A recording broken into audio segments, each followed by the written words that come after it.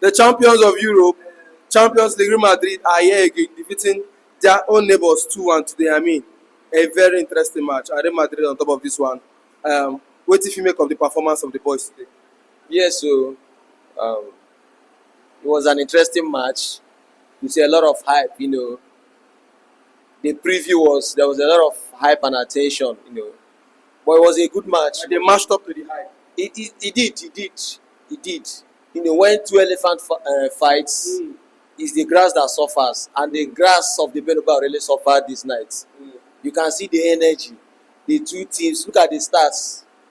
There was no much difference between the two teams.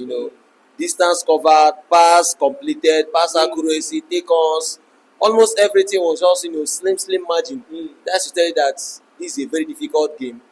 It's still open, so anything can happen. Back at the Metropolitano. You understand? So Madrid should not think that this is the end, because this is just half time. We are going to go into the second half of this encounter in the next match. So for me, the match was equal. No team really dominated each other very much, and that's why I wanted to go into that point. What is the difference between the mentality of these two teams, knowing that these two people are neighbors and they are competing in their league? But what's the difference in mentality this night? There is no difference. These are two teams that knows each other very well. As you say, they are neighbors. They know each other. They have world-class players in their teams. So I think where Madrid have a little edge is because their players have been there before. They have the experience of the Champions League. So they've been doing it for the past few years. You understand? So had Atletico scored first, Madrid will still equalize.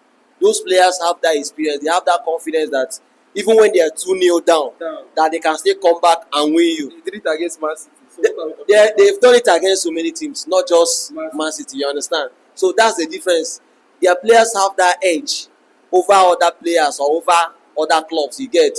So even at in the Champions League, even when you are beating Real Madrid 2-0, you can't relax. Even 3-0, you can't relax, because they can always come back and score in the 97th minute and win the game. So that's just the difference. I mean, this one is for Arsenal fans. I want you to talk for them.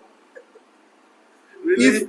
If they won 6-1, 7-1 this night, and their next opponent is looking likely to be Real Madrid, what do you think the encounter will turn out to be? They fucked up, man. They fucked up today. They would have scored 3 and reserved 4 against their next opponent. Now they have scored 7. They fucked up now. They celebrated like way out of like I was even surprised seeing Arsenal scoring 7 without any recognized centre forward. So I was scared that they won't even score, because if you watch their past 2-3 games, they've been struggling to score goals. So I was just surprised to see them score 7. And you're convinced Madrid will knock Arsenal out? Definitely. You're convinced? Definitely. Mark this word. Definitely. Atletico will make a tougher opponent than Arsenal. I'm not saying it because I hate Arsenal. See, Atletico Madrid has Champions League experience. They have that edge mentally. You can't beat Atletico Madrid anyhow. No matter who you are, they will give you a run for your money any day at any time. You understand? But this Arsenal team, we've seen them capitulate so many times. So I still bet you that Real Madrid is going to knock off Arsenal if they manage to escape Atletico Madrid. But in football, anything can happen. So I'll still give them, let me say, 70-30%. So Arsenal should take the 30%. And Real Madrid 70%, because it's not written on stone. So anything can still happen. You understand? I mean, player performance. Vinicius, Rodrigo will go, but let us start with Vinicius Junior. He has not been showing consistency for some time now. No, he has. On goals. No, he might not give you the goals, but he offers you much more than the goals. You get. Today he didn't score, but he contributes so much. Terrorize that wing. You cannot leave. No, he didn't have a bad game. He didn't. You understand? He might not be among the goals, but he offers you much more than the goals. You understand? As a defender, as a fullback, you cannot leave Vinicius and go and attack now. You want to stay with him. You understand? Even with you alone, it's not enough. You might need help. You understand? He runs a lot, he covers grounds, and he has tremendous amount of energy. He doesn't get tired. So even when he doesn't score, he contributes much more. You can see his link-up play with Mbappe and other attackers. Today, I think today, Brahim Diaz really impressed me. You understand? This is his first start, I think, if I'm not mistaken. This is his first start in the Champions League. And he's in first. It was because of the Bellingham suspension. You understand? But he really proved that he deserves a place in the team.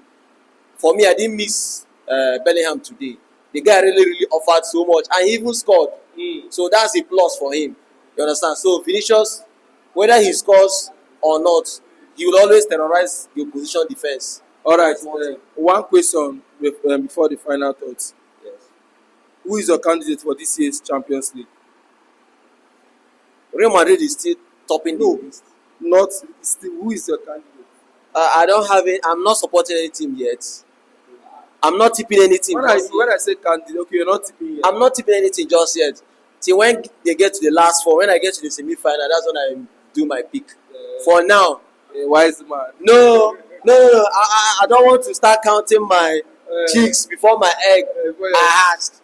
You understand? So for now, there's still Liverpool. Don't forget. We always forget that Liverpool is still in this competition. Barcelona is still in this competition. You understand? And as you mentioned, there's Arsenal, there's Real Madrid. So the big boys are still there. So I don't want to get ahead of myself. Let's wait and get to the semi-finals. The last four, even Bayern Munich, even though they've not been doing that, like they used to do previously, but they are still there. They are still there. So you can never tell. All right. You understand? So anything can happen. Anything can win it. But right now, it's looking like Real Madrid is going to do it for the 17th time. 16. Maybe the 16th time. Whatever. All right. Tell me, who is your man of the match? Man of the match, I'll give Brahim Diaz. Brahim Diaz. Not just because he scored, because of the energy. He was all over the pitch. I don't know whether he was the one playing off Mbappe or Mbappe was playing off him, because he was always going and coming. He was always dropping deep. And when the ball goes forward, you see him in the opposition 18-yard box. So I wasn't really convinced if he was the centre forward or he was Mbappe, but he was just everywhere and he was contributing. All right. Amy, thanks.